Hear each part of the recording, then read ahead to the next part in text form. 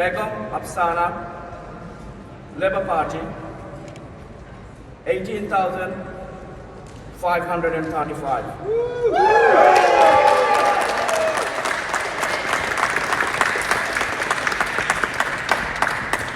BNF, Nathalie Sylvia. I'm very grateful to the people of Copper and Limehouse for re-electing me.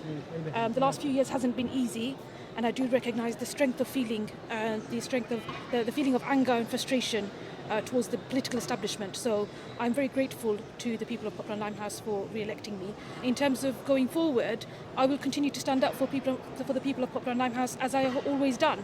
You know, আজকে আমি হইছি আমার স্পিচের মাঝে আমি NHS ডিফেন্ড করার লাগি, মাইগ্রেন্ট রাইটসের লাগি ফাইট করার লাগি, আমি অস্টেরিটি আর প্রাইভেটাইজেশনের অপোজ করার লাগি, এগুলো জিনিস আমি প্রিভিয়াসলি করছি আমার প্রিভিয়াস টাইমের মাঝে লাউডলি করছি কিনা আমি আমার ভয়েস রেজ করছি, আমার খামের মাঝে এটা রিফ্লেক্ট করা হয়েছে।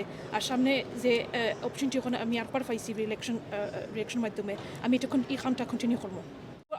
I've already said when those comments were made, you know, I don't stand by them. I find them indefensible, and I have said that without hesitation at all or qualification. And you know, for me, what's really important is what happens going forward. And what happens going forward is we need a government that stands up for migrants and migrants' rights.